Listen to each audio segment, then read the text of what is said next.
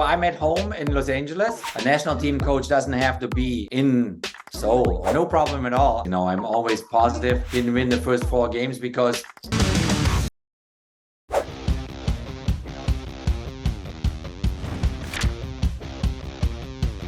I'm at home in Los Angeles at the moment, and in the background you see is a background that I use often for conference calls with ESPN, for example, or tomorrow, for example, I have a conference call with a global media for the Bundesliga. So I'm one of the 10 global ambassadors for the Bundesliga, and the Bundesliga starts this weekend. With Min Jae play in Bremen, which is very, very exciting. So I get a lot of media requests at the moment, obviously from Germany, about Min Jae. So the last couple of weeks I was a little bit on the road. I was, for example, in England. I saw Brentford play Tottenham with their new captain, Son. Sonny was obviously leading the team there, and is captain now of Tottenham Hotspur. That makes me very, very proud, because that's my team in England. And then, I took a little bit of time off as well, because now when we go into the games in September, from September on, we will be very busy. We play the 2 games in Wales, and then against Saudi Arabia and Newcastle. And then we go into October with 2 friendly games. Sorry, these are my 2 dogs. They're getting a bit impatient in the background. And then, October games, November games, and then training camp, obviously with the K-League players in December. And then we go to Qatar, and I hope to see you all in Qatar. It's always busy. I love to travel. I love to be on the road. That's always been one of my kind of characteristics. I cannot stand still. And I always need to work. I always need to communicate with players, coaches, all over the world. And we are hopefully very well prepared for the games now against Wales and Saudi Arabia.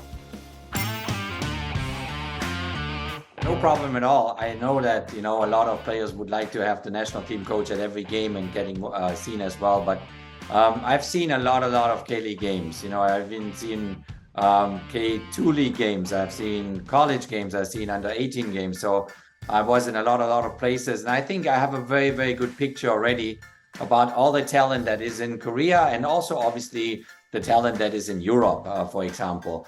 But that's why we have a coaching staff that we created that can see both. We have coaches in Europe, and we have coaches in Korea to see the games. So if there's a player that suddenly catches our eyes and becomes a topic for the A national team, we see that player.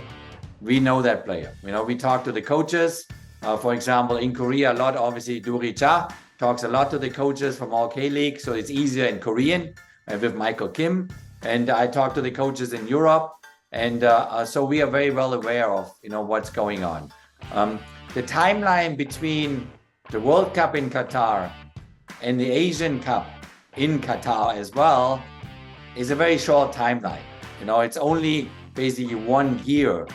And in this 1 year, the face of the national team, yes, it will change, but it will not be an overall big change.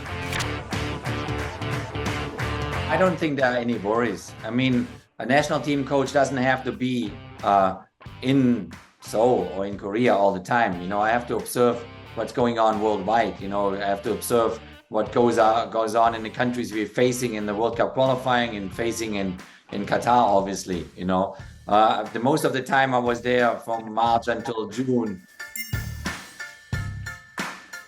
Then July, August is a calmer time for national teams. And I already had a commitment to other things as well. For example, now at the end of the month, I go to see the UEFA technical board, at the Champions League draw in Monaco. Then I had to do other things, as well. So it's not a problem, but I understand the concern. And if somebody is a little bit critical about it, it's totally fine. So that's how I approach always. I'm always positive and go into games to win them. If at the end you don't win them, there are reasons for it. Like we didn't win the first 4 games because we didn't utilize our chances the way we wanted to utilize them. and so there are always reasons when things don't work out. And when people say, okay, he was a player like this and he's a coach like that, that's okay. Everybody can say whatever they like, because football is a very emotional topic, and in football, you cannot do it everybody right.